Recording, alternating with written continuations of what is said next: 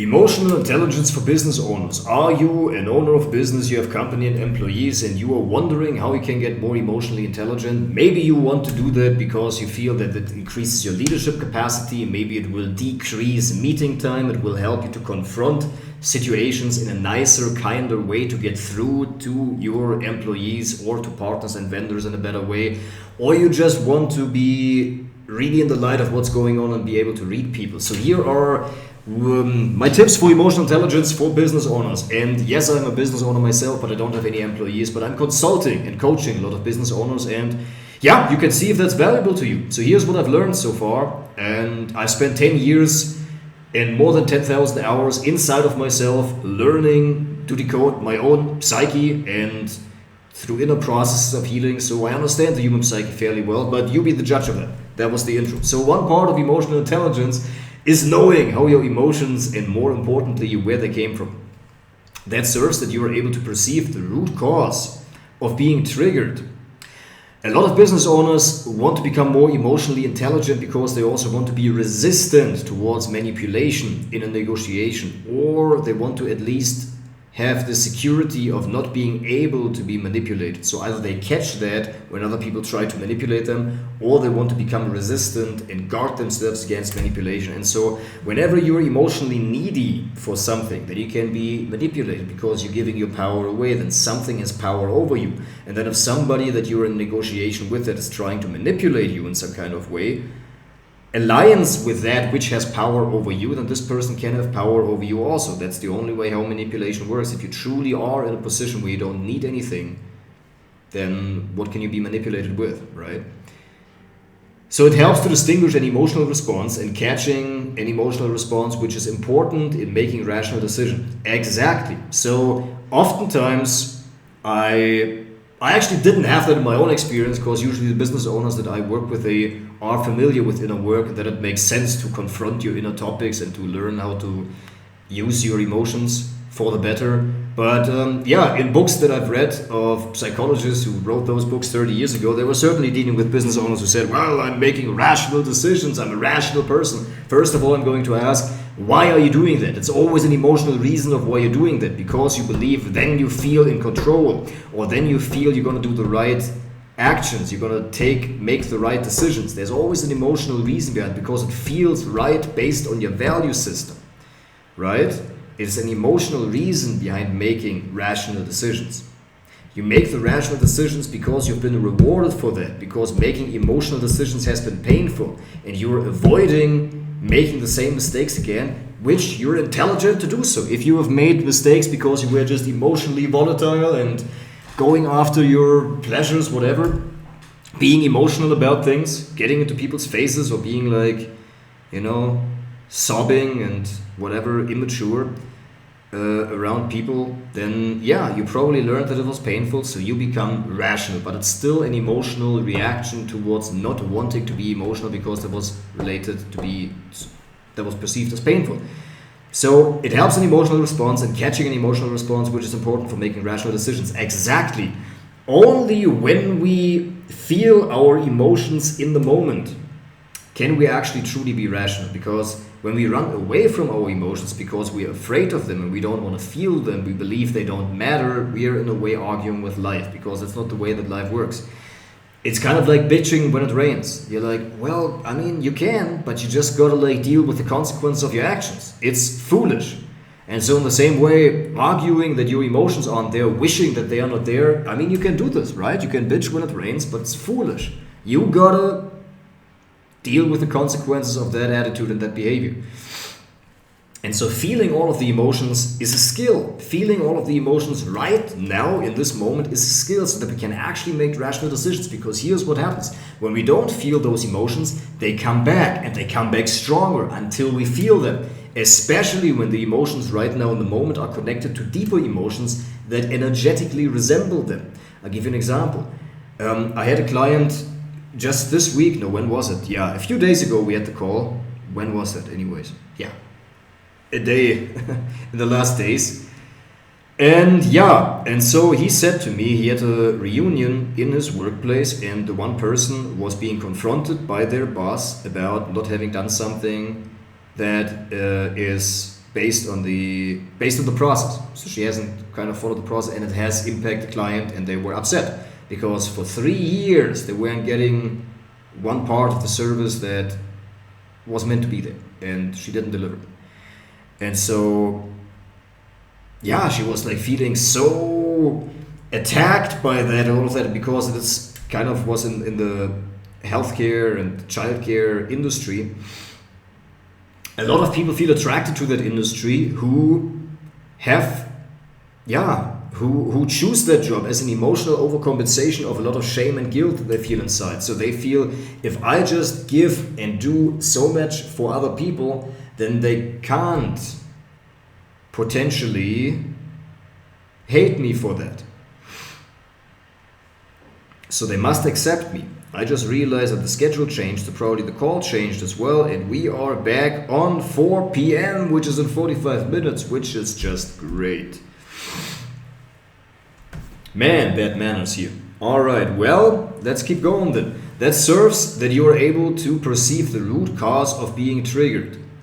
Exactly.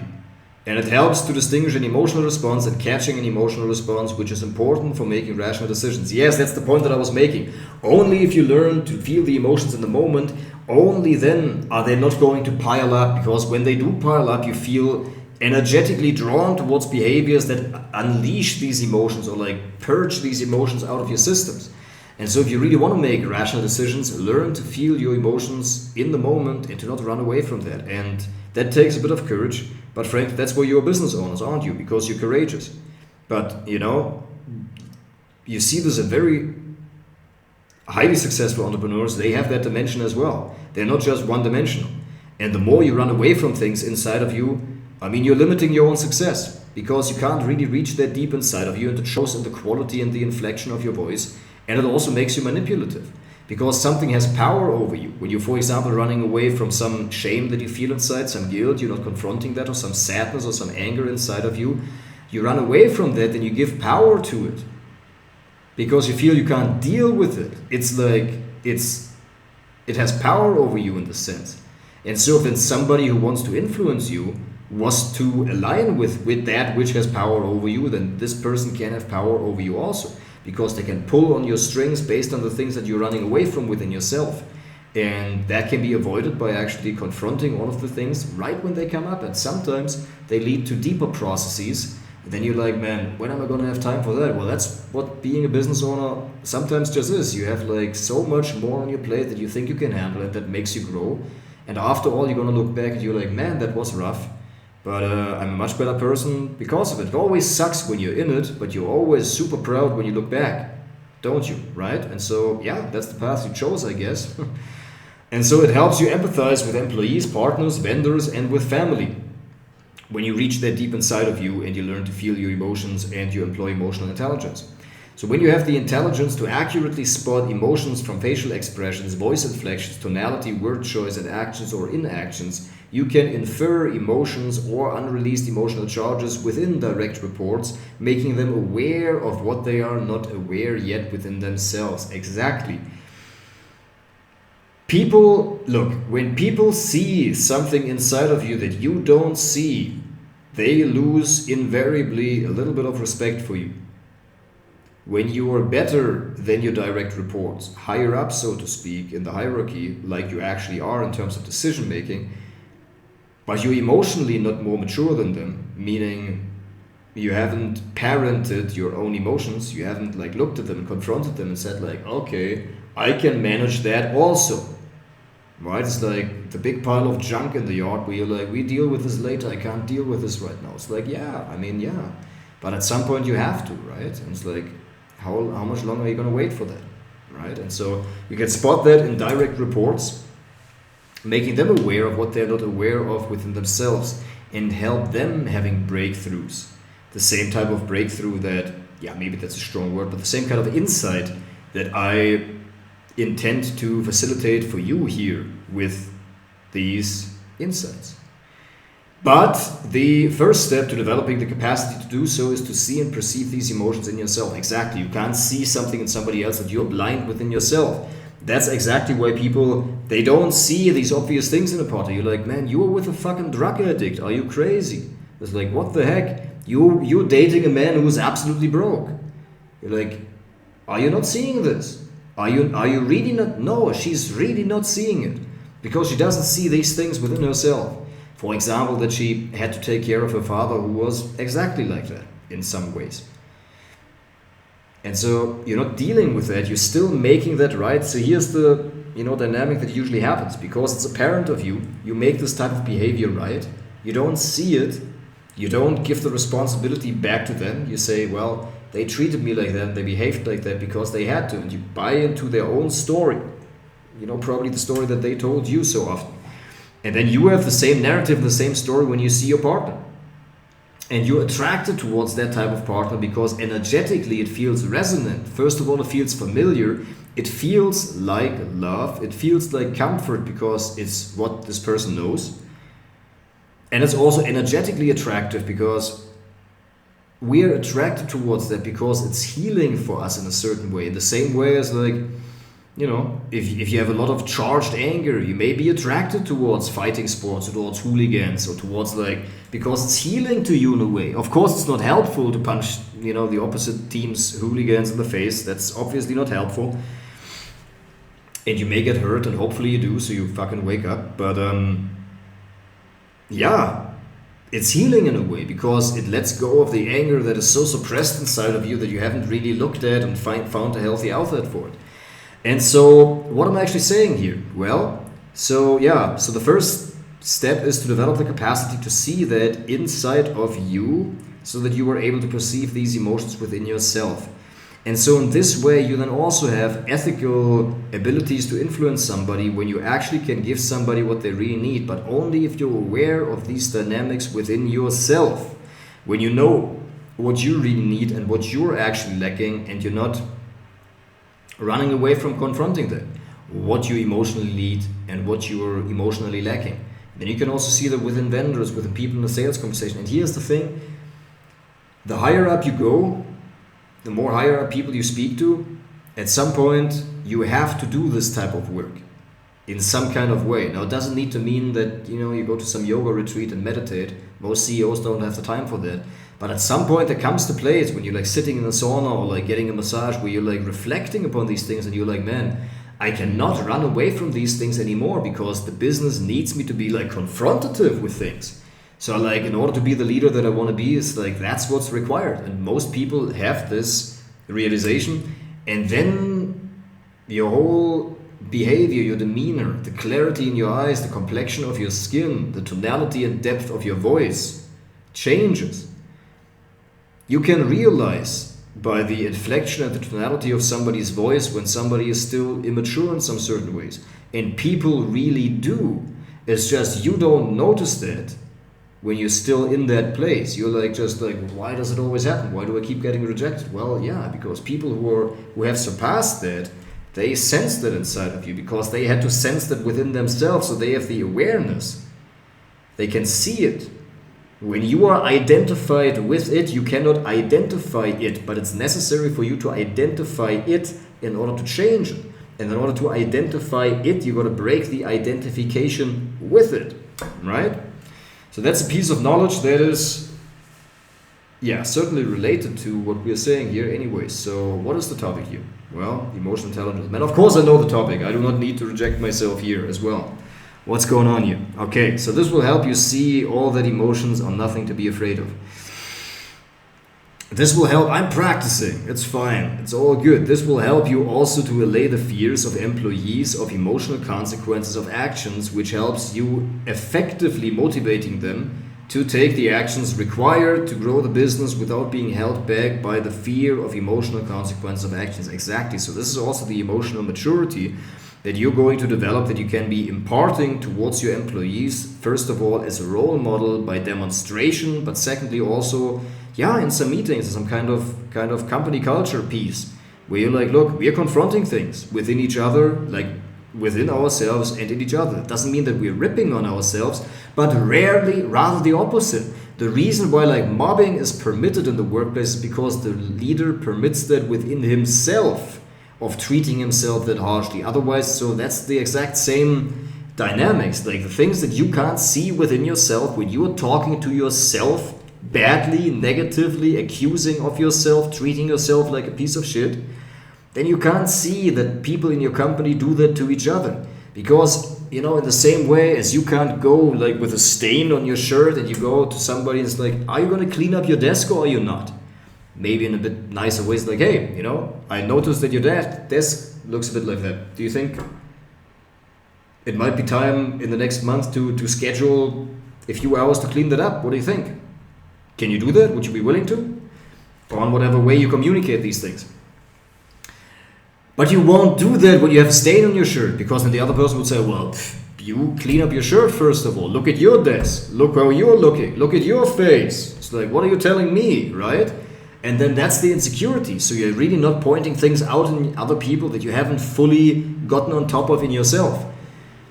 And so by getting on top of those emotions, going to the bottom of them, interestingly enough, that's the way how you get on top of them, by going to the bottom of that and feeling them through fully.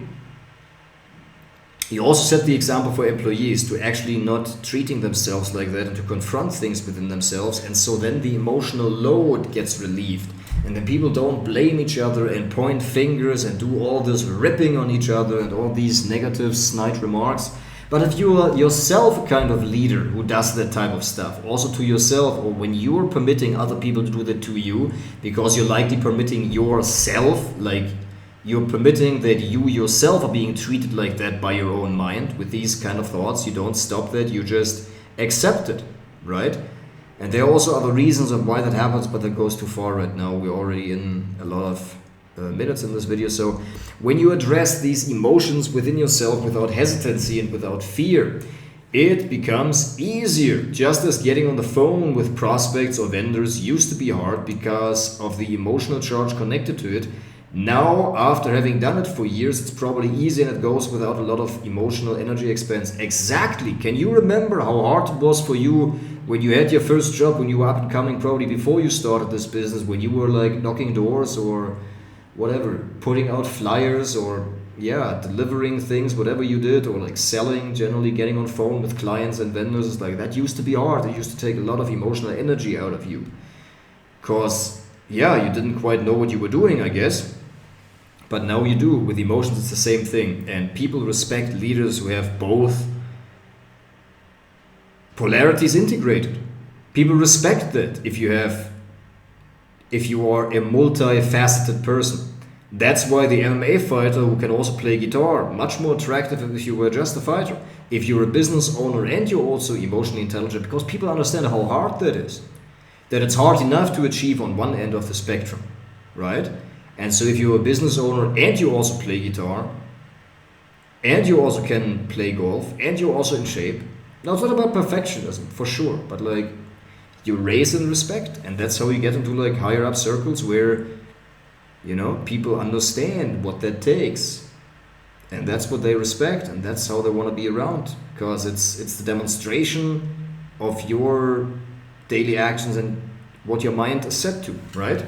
And so this will help you also confront emotions within direct reports, or picking up on emotional cues and delegating the confronting of those emotions to a manager in charge of the team department that this employee belongs to. Yeah, exactly. You can teach that to your direct reports and basically then say, Martin, I noticed that Carl has this kind of behavior. You know exactly what to do. Go confront him of that. I was just noticing that. And they know what to do then. But you got to train that, obviously, right? But you got to have that within yourself first and be able to set the example. Okay, so emotional control. Emotional control means more than the power to feel the way you want to feel, although it must not be forceful all the time. So emotional control basically does not mean that you have full control over your emotions in the same way as if I say so, then my emotions follow. That's not really what I mean. It's more that you understand what are the factors that are impacting your emotions, and to build habits into your schedule week by week that help that your emotions are flowing in balance, and integrating certain mindsets that help you to do these healing processes so that these emotions don't even get stuck in the first place, or rather habits so that your emotions are not stuck in the first place, like talking to people, spending time with friends, actually sharing from the heart of what's actually going on. Because my guess would be that you're shouldering a lot of responsibilities and some emotions are coming up. And then also the deeper healing work of that, setting some time aside, as I said, when you're on a spa holiday where you're like, well, I actually just want to relax and watch some series and go to the sauna. And you're like, well, but more is required to really be the top level leader that you probably want to be. It's like, why not combine that with doing some emotional work? Right? And here's also the thing is like feeling, it's stepping out. It's the courage to step into the unknown, right? It's like people, when you run away from your emotions, it feels cold inside of you. It feels like the world is not safe. But you only get there to a place where you really fully feel comfortable within yourself when you actually step into this unknown and feel all of those emotions and go through what initially feels like pain. Same like confronting a person or like asking for a favor. It's like if you've done it for a few times, it doesn't feel so bad anymore. But if you're like really in your head and really insecure, it feels like the worst thing that you can do. It's like, I remember what it was first like to talk to a woman, and you're probably laughing because you may understand how people can feel that way, but you also understand there's like such a small thing is like it's not a big deal at all. Or like confronting an employee, having some hard conversations. I'm like, hey, I noticed your hygiene is maybe not quite where it could be. You have a little bit of smell going on, really. And I understand that you're working hard and it's fine, but like, what can we do? It's like, here are a few, like, do you have any allergies? Is there any problem with putting on deodorant? Let's solve this, right? And it's like, it's a hard conversation, but it's like, if you've done it a few times and you're like, well, all right, let me handle this then, right? It's like, but some people are like, man, fucking for a month, like, how do I confront Kirsten about this? I was like, yeah, you just do it, right? But like, practice. And so what am I saying here?